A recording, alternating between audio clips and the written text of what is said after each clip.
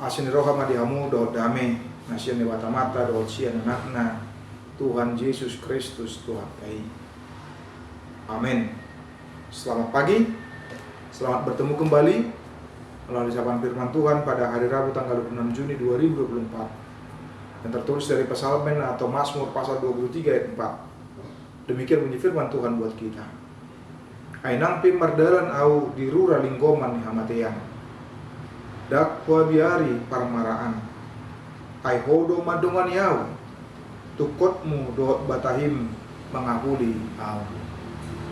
Sekalipun aku berjalan dalam lembah kekelaman, aku tidak takut bahaya, sebab engkau besertaku, gadamu dan tongkatmu itulah yang menghibur aku.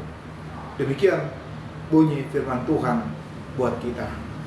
Saudara-saudari, Bapak Ibu jemaat yang terkasih, seperti yang kita tahu bahwa dalam Mazmur 23 ini menggambarkan tentang sosok Allah ibarat seperti gembala.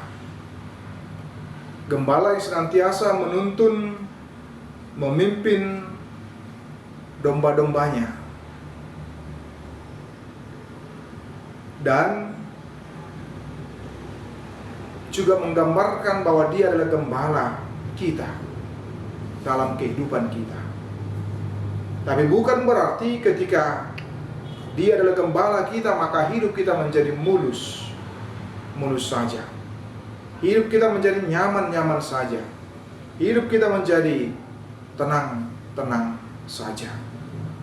Bukan berarti bahwa ketika kita hidup bersama dengan Tuhan maka dengan demikian kita tidak lagi menghadapi masalah, tidak menghadapi tantangan, rintangan di dalamnya. Itu pengalaman pemazmur dalam perjalanan hidupnya.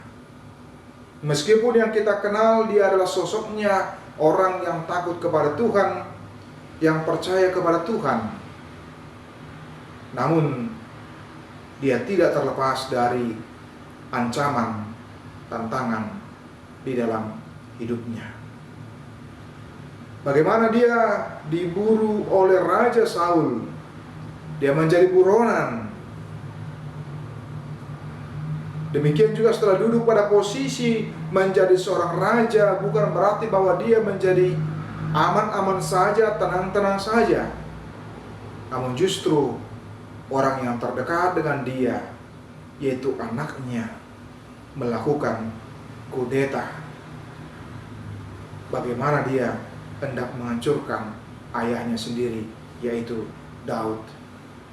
Pengalaman demi pengalaman yang membahayakan dalam kehidupan pemazmur tidak membuat dia menjadi surut imannya.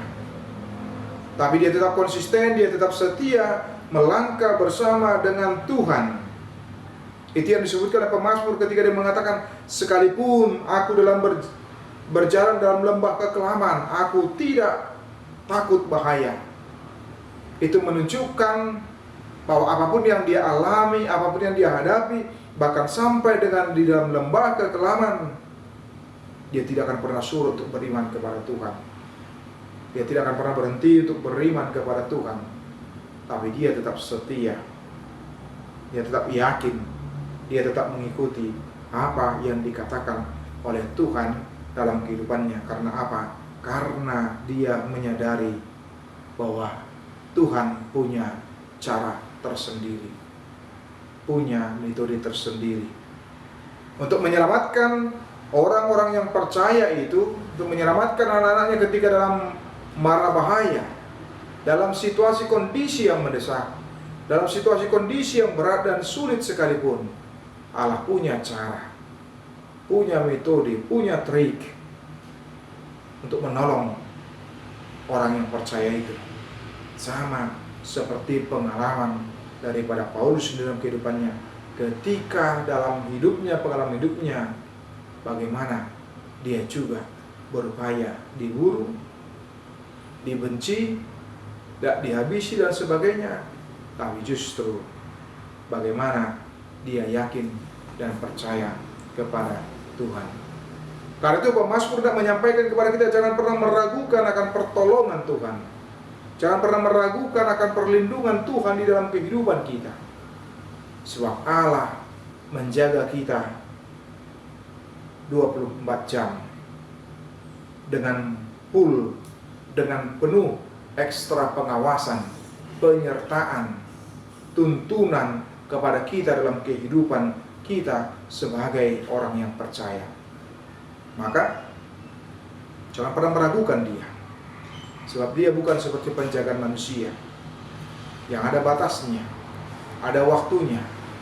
Penjaga yang bisa mengalami kelelahan, tapi Allah kita bukan seperti itu. Tapi dia menjaga kita ekstra selama 24 jam terus menerus tanpa hentinya dalam perjalanan kehidupan kita.